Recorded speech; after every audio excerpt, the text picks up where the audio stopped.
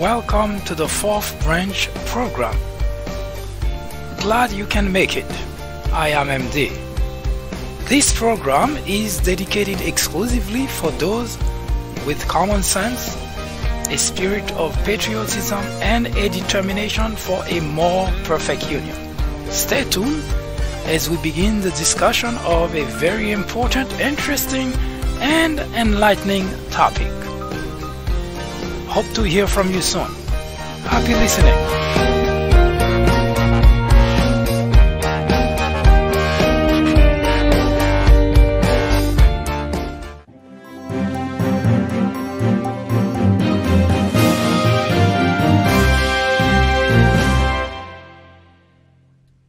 Ignorance is the biggest threat to any democracy. John F. Kennedy said, "The ignorance of one voter in a democracy impairs the security of us all." Hello everyone, I am MD, and this is the Fourth Branch program. Today we have an extra special program. We begin by saying there is indeed good news in regards to the bomb scare. For the past 3 days, the country has been reeling with a streak of bombs that were being mailed to prominent figures in the democratic system, in the Democratic Party rather. People such as former President Barack Obama, former Vice President Joe Biden, former Secretary of State Hillary Clinton, and the list goes on and on. By the look of it, it was someone, a fanatic for the Trump administration, which had perpetrated this type of action. Regardless, despite the fact it was obvious the action taken by that individual may have been triggered by the kind of outrageous statement that the President of the United States has used since the beginning of his campaign to become the next President of the United States. Not a single Republican legislator did make any joint statement with any Democrat in order to send a strong message to that individual or anybody else that this type of action, regardless of the reasoning behind it, regardless of the political goal that the individual may have, is not an action that is tolerated by anyone. Needless to point out that the President of the United States himself did not provide any such statement. In fact, at a rally, immediately after the first streak of bombs were found and communicated to the public, the President went into a ranting about the media, calling the media fake news and asking for the media to report correct news.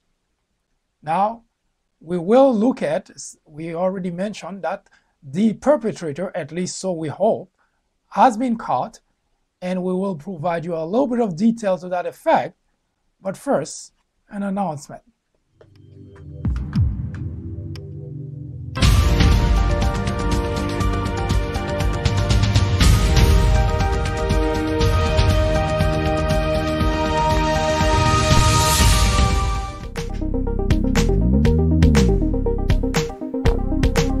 Join me here on the 4th branch at 10:30 a.m. and 6:30 p.m. every Saturday.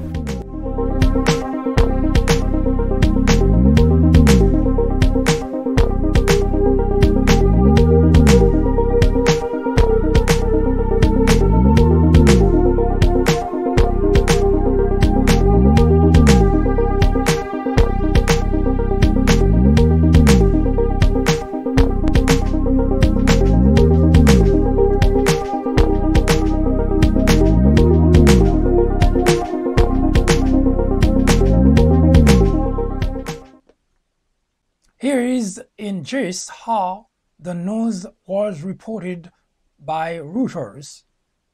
The federal authorities arrested a man in Florida on Friday, suspected of sending at least a dozen parcel bombs to high-profile critics of U.S. President Donald Trump days ahead of congressional elections, according to officials.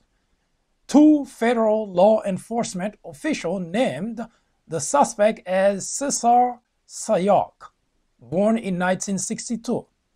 He was taken into custody in the parking lot of an AutoZone store in Plantation near Fort Lauderdale, where two witnesses told Reuters News they heard a loud blast at the time of the arrest.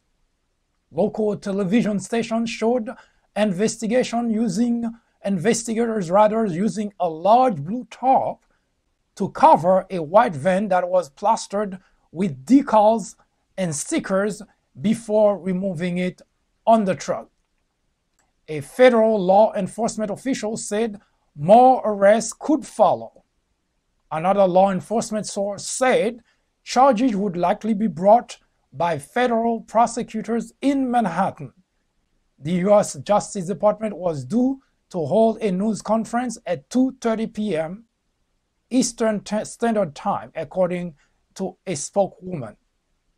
No one had claimed responsibility for parcel bombs, which were denounced by authorities as terrorism and came less than 2 weeks ahead of U.S. congressional election that could alter the balance of power in Washington. Police found two of the suspicious packages on Friday addressed to U.S. Senator Cory Booker and James Clapper, the former U.S. Director of National Intelligence, according to officials. The 11th package was addressed to Booker, a Democratic senator from New Jersey, and was discovered at a mail sorting facility in Florida, the FBI said. A 12th package was addressed to Clapper at cable network CNN and was intercepted at a New York City post office, a federal law enforcement official said. A 13th suspicious parcel was also discovered, according to Democratic U.S. Senator Kamala Harris of California, according to CNN. Federal law enforcement officials said early on Friday that the focus had intensified on Florida as a key location for the investigation and possible point of origin of the packages. Police had closed roads around the AutoZone parking lot where Sayoc was arrested, and helicopters flew overhead. A man named Dre, manager at a used car dealership next door to the AutoZone, said he heard a loud noise that sounded like an explosion shortly after 11 a.m. According to Dre, I heard like a bomb.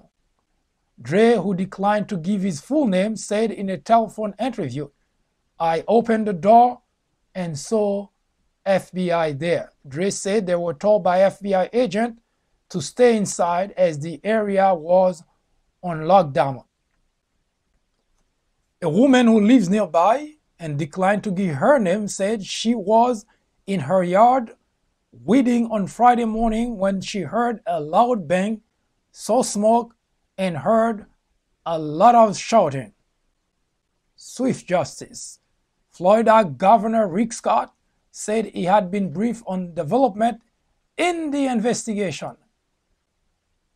It seems, at least according to the preliminary report, that suspect apprehended by police would most likely provide very important information in order to apprehend any other suspect who may have participated in making the bombs or shipping those packages to those prominent figures in the Democratic Party. Needless to say that this new development has provided much relief to all those who are concerned as to what has been going on in the country.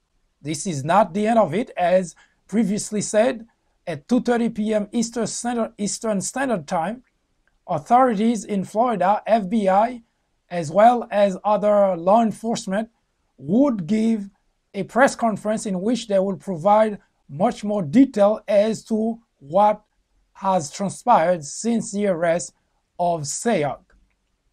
We're hoping that this new development helps speed up the process of taking into custody whoever else is responsible for the streak of bomb making and package forwarding to those individuals. It is important also to note that at no point that any of those individuals to whom those packages were mailed was ever in danger. Most of those public officials, their mails are primarily sorted at a point where they would evaluate whether they have any suspicious material. Nevertheless, the individual who handled those packages, they were in danger at all point of time handling those packages, either sorting them, mailing them, carrying them. At any point in time, any of those individuals could have been in jeopardy.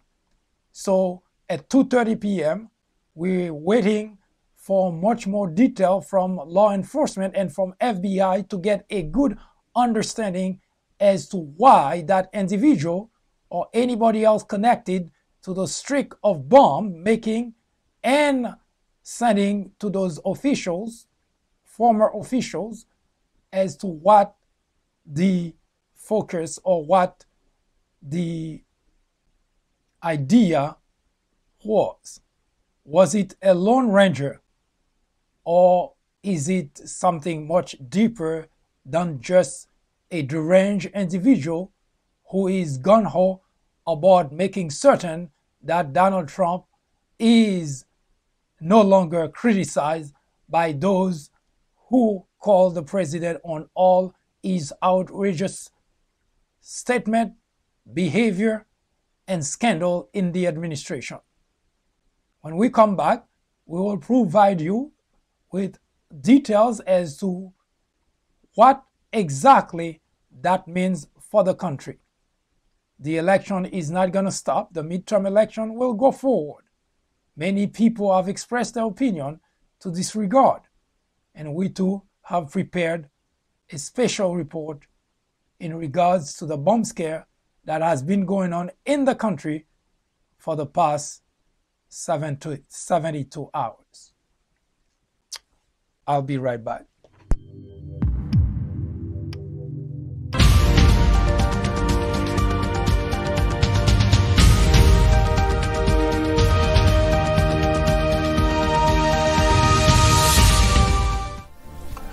In 1996, a small network by the name of Fox News was launched with just 17 million viewers.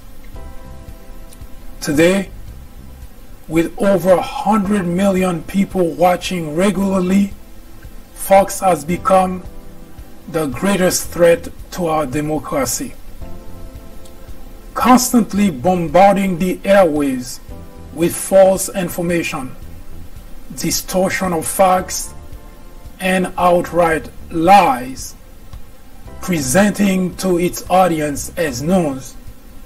Fox has created an army of blissful ignorance. According to a recent survey, 82% of Fox viewers are ignorant of facts and the truth. To keep millions of people in ignorance not only prevents democracy from flourishing, but it also clears the path to authoritarianism, to dictatorship. Martin Luther King Jr. said, "Nothing in all the world is more dangerous than sincere ignorance and conscientious stupidity." Let me finish by saying that democracy cannot survive in an environment where truth and facts do not matter. At Fox, truth and facts do not matter. Indeed, democracy in America is in jeopardy. It is a crisis the country can no longer ignore.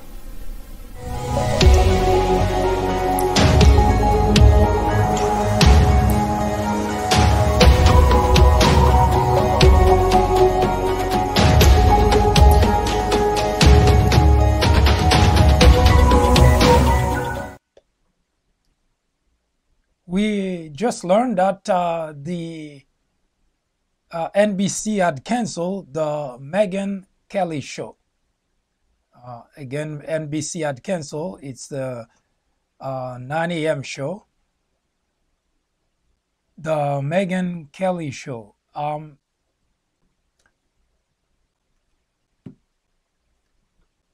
If you're not a regular, I haven't followed the Megyn Kelly show. A couple of days ago, there was a panel discussion in which there was a certain discussion in regards to the expression of blackface Halloween costume. And presumably, Megyn Kelly defended the idea, and a number of people have expressed outrage at that fact. Now, personally, I believe it is overkill, and I believe it is highly unfair for a number of reasons. Of course, different people have different opinions about the whole thing. But it is not a way to condone any kind of racist behavior or racist expression. But I do believe that it was already, the NBC executive probably already had a second thought in terms of the contract that they had with Megyn Kelly. It was a 3 years contract for $69 million. And by all analysis, the show did not produce the result, the intended result, or what they expected to happen did not happen. And from the very onset, there was always a discussion as to whether NBC may have made the wrong move. Regardless, show was going on, but I do not personally believe that it is the discussion that ensued that caused the executive at NBC to cancel the show. I do personally believe that it was something that they had in mind a long time ago, and they had no, there was no opportunity presented to NBC executive to cancel the show. So any type of, any matter at all that provide that opportunity would have taken. And that is my belief, because I not personally a fan of Megyn Kelly. I very rarely watch it. I used to watch her when she was on Fox, and I do believe that she has her own bias and she has her own views about different aspects of different things, like such as all of us do. And when it comes to race relation, I always believe that people work at Fox, and I say that with not lightly, that I've been watching Fox for over a decade now, and I can say with really not a lot of reserve that I didn't say all, most people who work at Fox, they tend to have racist views. And even if they were to walk in without those views, by the time that they leave, they most likely have cultivated those kind of views.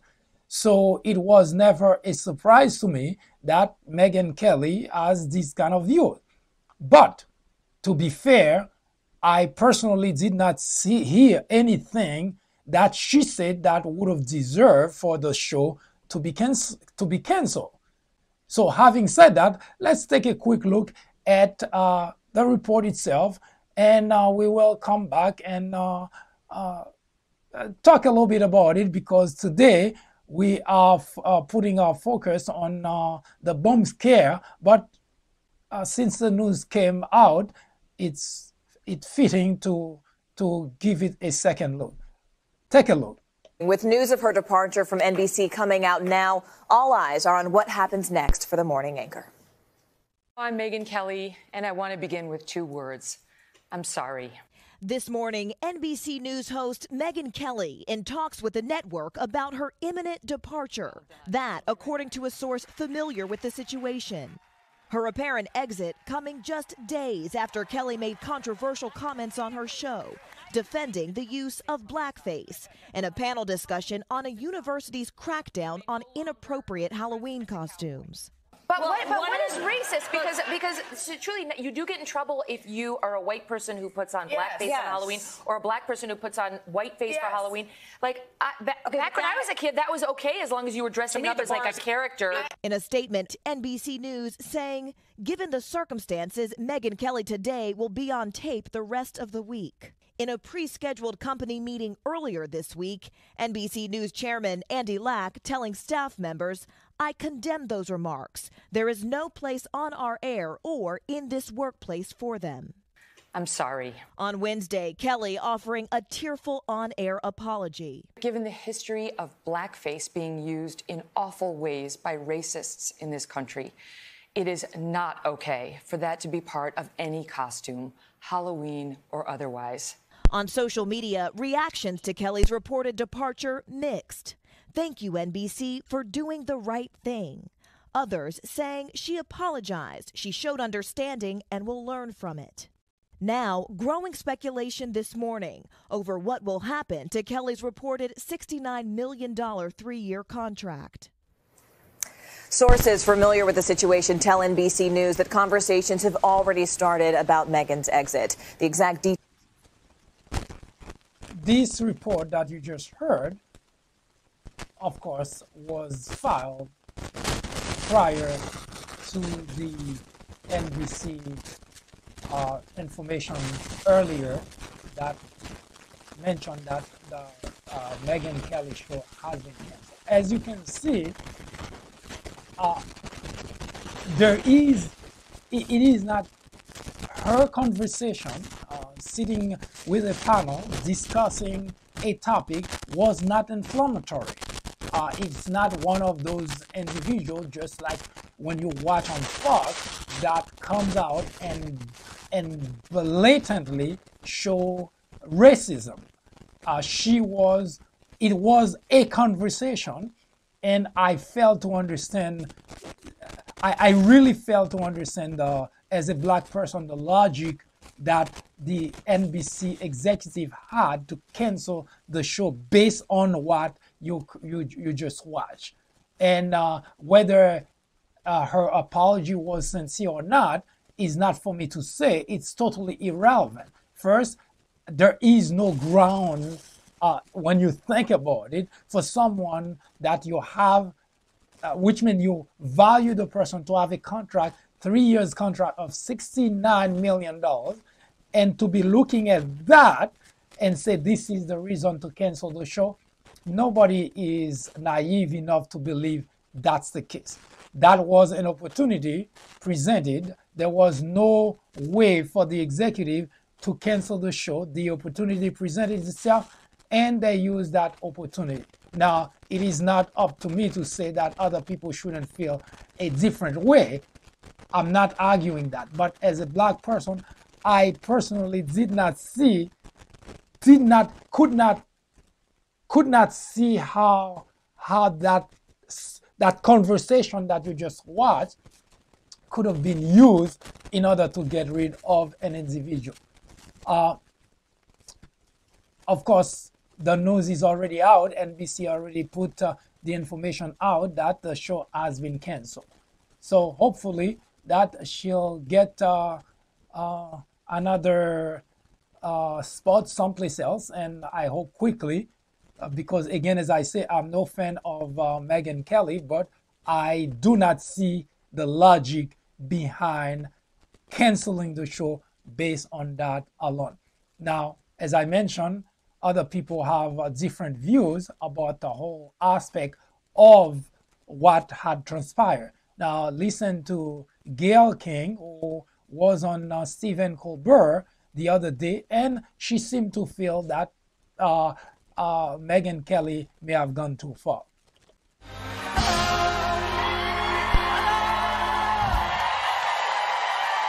Nice to see you again. Nice to see you, Stephen Colbert. Always a pleasant visit from Gayle King. This is my terror face, though. That's your terror face? Yes, I'm really this fake bomb stuff, or this bomb. Yeah, the real bombs that just didn't go off. Yeah. Well, that begs the question: is the person behind this just incompetent, or are they just trying to scare us? If they're just trying to scare us, mission accomplished. I'm not kidding. I just said to the driver on the way over here, "Are you worried?" He goes, "Yeah, I am worried. I am worried." You're not worried. You clearly don't have a worried face. Look at him. He clearly doesn't have a worried face. Gayle, I'm America's sweetheart. What do I have to worry about? Everybody loves me. Everybody loves me. But seriously, Stephen, I'm going to hang out with you. You should see me looking all around when I walk out the building. I am not kidding. But seriously, but in general, so there's the emotional effect it has on anyone. Yeah. Certainly, people who've been critics of the president who might be targeted by something like this. Know anybody like that? I know one or two. I know one or two.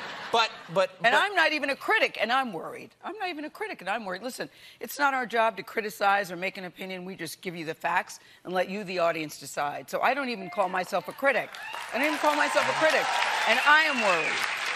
But the funny thing is the president himself sees all media other than Fox News as a natural critic. Because if you report facts, you are almost automatically calling him out on a lie. Yes, I know.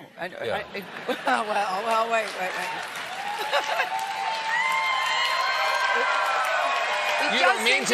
You don't mean to, but by valuing facts, you're devaluing his message. It does seem to be, though, that if you do a story factual that he doesn't like, you are labeled fake news media, and that is very troubling and disturbing. Enemy of the people. Yes. Enemy of the people. Yes. Yeah.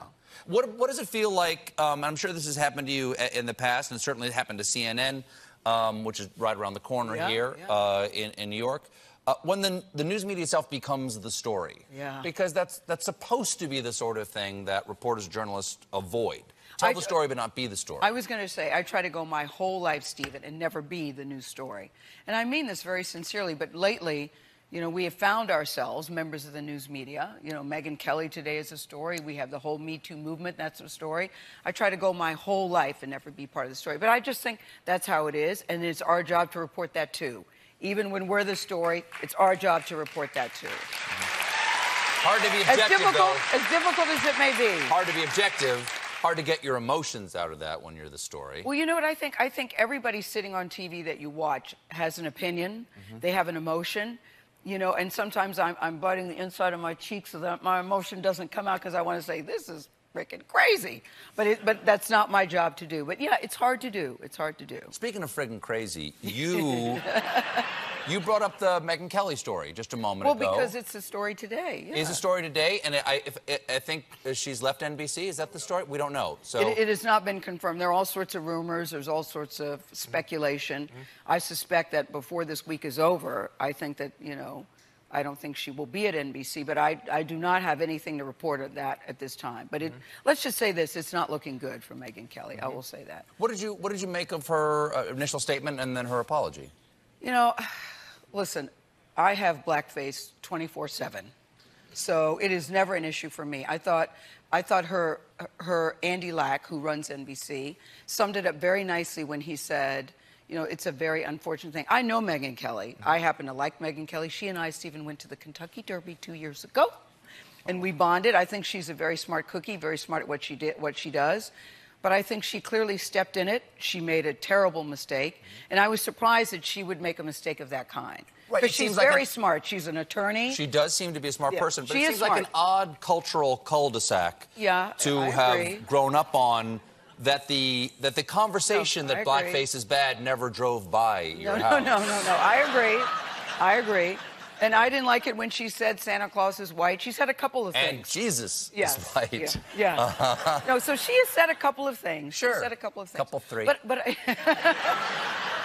I never wish bad on anybody. I don't. I believe that. I don't. I believe that. I'm not a Pollyanna girl. I'm not that. But I do feel that this is a rough time for her. Well, the midterms are 2 weeks away. Yeah. As you can see that there are other people who feel that what Megyn Kelly did, the conversation was not so small, was not so innocent. I happen to believe differently because, again, Gail is black, so am I. And we happen to have different opinion about the way that NBC executive reacted to the whole matter. Not only I did not see the conversation as something that she was suggesting or she was promoting, but rather a conversation of she has a point of view that she proposed.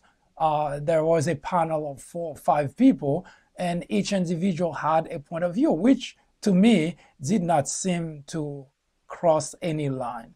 But as you see, Gail didn't feel the same way as a black person, and she felt that it was bad enough to warrant her departure being imminent. Now, on another note, there was an interesting tidbit of news that happened in Wisconsin. Someone, let me let you see that. It's about the midterm election, but something that someone took advantage of. In the world of advertising, it would have been called click and bait. But it is pretty interesting. Watch. Well, you might have heard of the term clickbait. All it is a link to a website that might actually not have anything to do with the actual link itself, but it's getting you to click on it. Well, one social media director at Marquette University is using one that he created for good. Tim Cegelski spends his time teaching social media strategy at Marquette University and also manages the school's social media efforts. One of his posts on Twitter, so it's got over 45,000 retweets, over 71,000 likes, appears to be about celebrity gossip, the reason behind singer Ariana Grande and Pete Davidson of SNL fame's breakup. But click on the link and you've arrived at a web page that registers you to vote, and it's now gone viral. By day 2, people in real life were coming up to me. Parents at drop-off when I'm dropping my daughter off at school.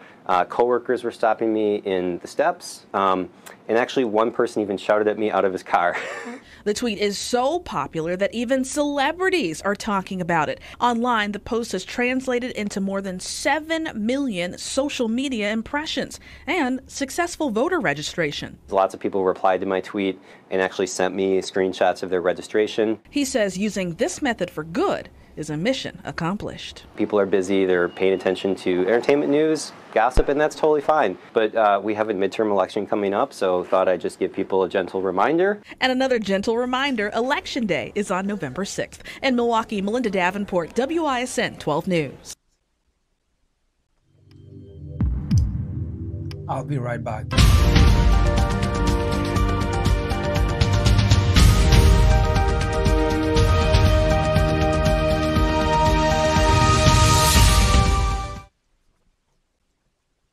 Was the bomb scare a tragedy or a strategy? 2 days ago, a streak of bombs have been intercepted, all addressed to prominent figures in the Democratic Party, former president, former attorney general, former secretary of state, former vice president, major donor, and yes, even an actor. Although the intended recipients were never directly in danger, the workers at the post office and even, yes, the general public were all exposed at some point during the transportation of those devices. Fortunately, despite the panic and concern, none of those devices had gone off thus far, causing many to ask whether it was simply poor design or they were intended to sow panic without the intention of causing harm, which got law enforcement to look at the possibility that the individual or individuals behind those bombs is simply seeking attention. As of this program, it's been reported there are some promising leads. At the very least, it seems that all the packages containing the bombs were mailed from a post office in Miami, Florida. It would be an understatement to say that the Democrats in particular are highly concerned and the country in general in a high state of alert, a perfect recipe for chaos. There is one individual who strives amidst chaos. It is the President of the United States. Is what's going on a tragedy or a strategy? It is far-fetched to speculate the individual is willing to sacrifice himself to provide an opportunity for the President of the United States to succeed, squashing the possibility of what is being called a Democrat wave, a blue wave, so to speak. Is it at all possible? Well, what could be construed in the past as conspiracy theory has become so prevalent in our lives that politics under Donald Trump sounds more like fiction, more fiction than movies cooked up in Hollywood. For almost 2 months now, it's been widely reported of a possibility that Democrats might take control of the House, which will undoubtedly place checks and balances on the Trump administration, a task the Republican-controlled houses have failed to do for 2 years now. While it seems highly unlikely there would be some sort of coordination between the Trump administration and the elusive bomb maker, the timing couldn't be more perfect for the Republican. With just 11 days left for the midterm election, although things don't look as rosy for the Democrat, there's still widespread speculation that they may take over at least one house. So the deafening silence on the Republican side in regard to those terrorist threats is not at all surprising. The egregious act serves a purpose for the Republican find acceptable because it might help them keep the houses. Not at all far-fetched. The behavior is similar to how the Republican reacted in 2009 when then private citizen Donald Trump peddled the birther movement in order to delegitimize Obama's presidency. There was just a handful of Republicans, including the late Senator from Arizona, John McCain, who stood up for what was the decent behavior of a representative. Virtually all Republicans either stay silent, supported Trump's disgusting behavior. A few even went as far as going along with the idea of asking for Obama to produce his birth certificate. The idea they welcomed the chaos caused by this elusive bomb maker is not a far-fetched idea at all. Almost 72 hours into this state of affairs, Republicans have refused to issue a joint statement with Democrats to condemn these actions. Well, you can pretend not to understand, or you can read between the lines. Whichever stand you take, keep in mind that your support for any Republican representative makes you part of the problem. As we are currently preparing a special report in which we will show that other Republicans besides Donald Trump may have also been involved, collaborating, colluding, or soliciting help from Russia during the 2016 election. So it is not at all far-fetched that Republicans welcome any idea, no matter what it is. Killing is not out of question in order to fulfill their selfish and unpatriotic agenda. I'll be right back.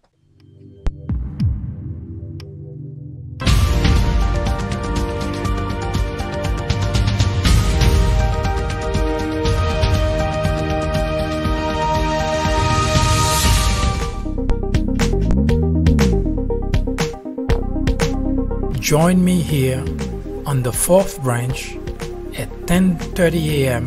and 6:30 p.m. every Saturday.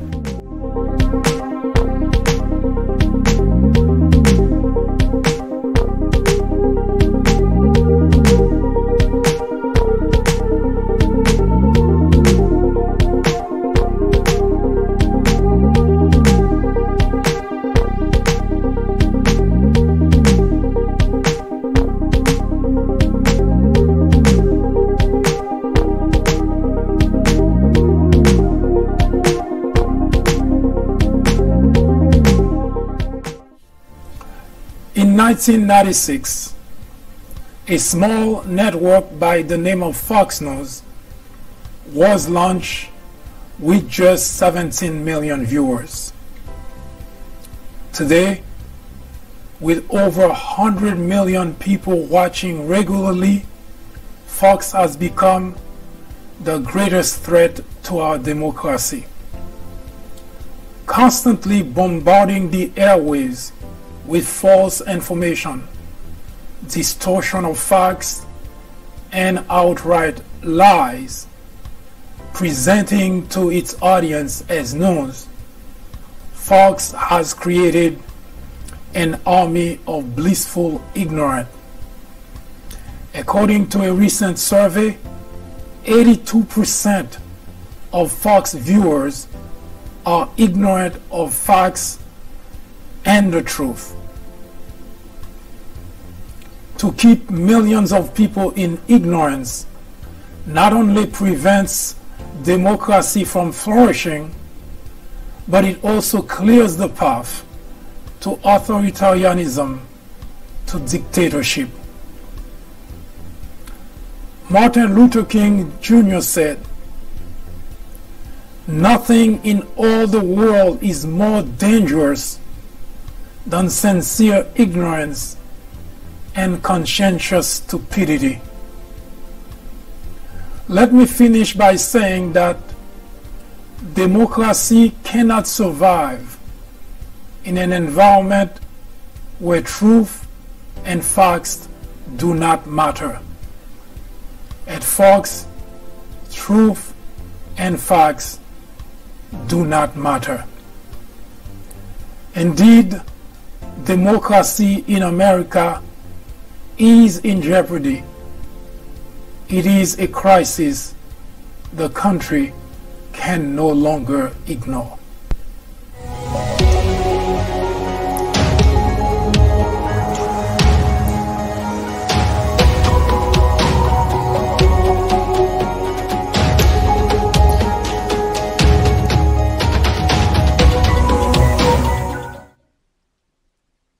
As it should be obvious to any casual observer, Republicans in Washington have made it almost too easy for any sound-minded individual who is a patriot to kick them out of office. Every action that they have taken for the past 8 years, they've been in total control since 2010.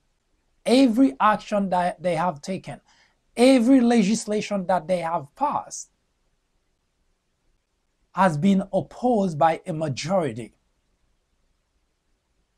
And the question one must ask, who do the Republican representative work for? According to the letters of the Constitution, each state send a number of representatives, senators, and congressmen to address issues that are important to the individual in that state.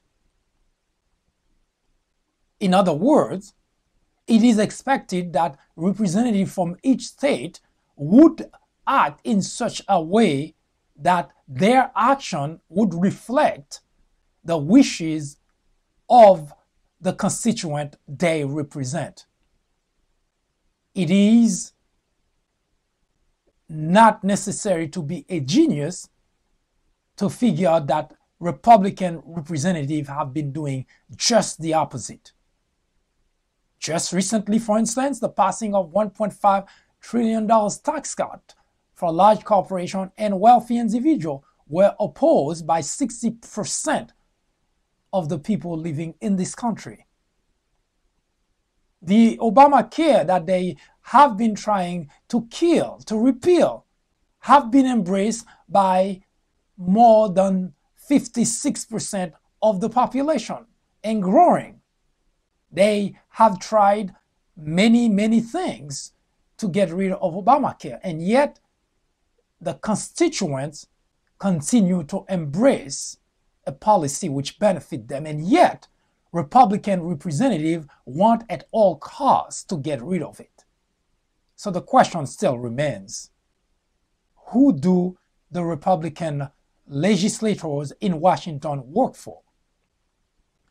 You see, the country is not divided between Democrat and Republican. We know that because we've seen both Democrat and Republican together protesting for a common cause. We've seen them on the street for women's rights, against injustice, against scandal.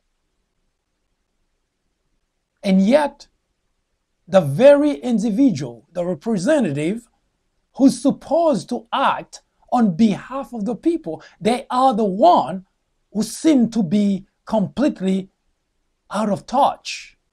They do things that are not acceptable by a majority. So who do the Republican legislature work for? So the country does have a problem, but it's not divided between Democrat and Republican. It is rather divided between those who seek knowledge and those who choose to stay and live in ignorance. The country is indeed divided between those who seek truth and wisdom and those who promote and enjoy falsehoods.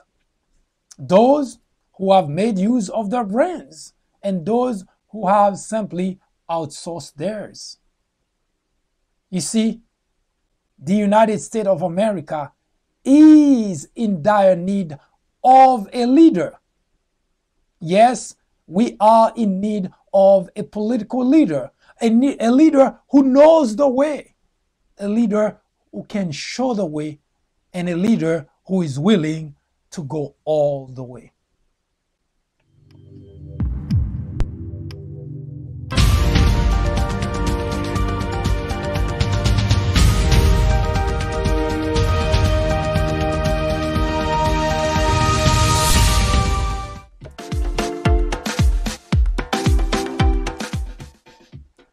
I thank you for spending the time with me and watching. Hopefully you enjoy the presentation, and if you have any question or if you have any suggestion, we would like to hear from you.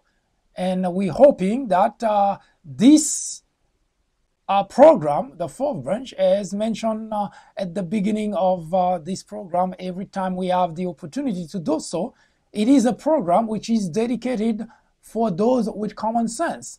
The objective of the program is to impart knowledge, is to impart information in such a way that it can be used that help achieve a more perfect union.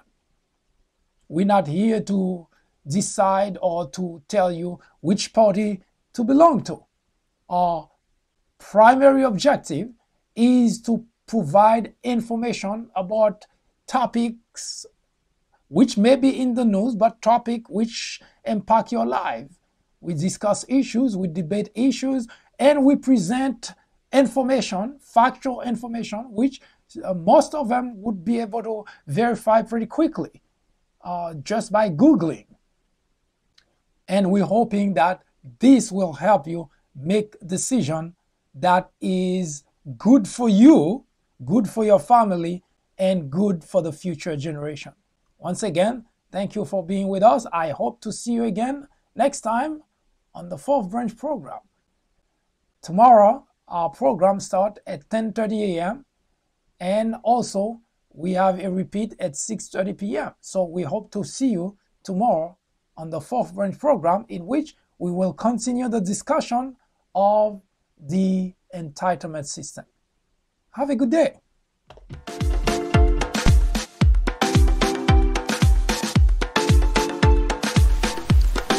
The Fourth Branch podcast is brought to you in collaboration with the People Branch publication, which can be found on the People Branch website, located at peoplebranch.org. That's peoplebranch.org. That's peoplebranch.org website, in which you will find a number of very interesting articles. My name is Mike Duchesne, MD for short. I hope you have a great afternoon or a great evening, whichever it happens to be. Hopefully you can join me again next time for another interesting episode of this podcast. That was the Fourth Branch, live from New York. Good day.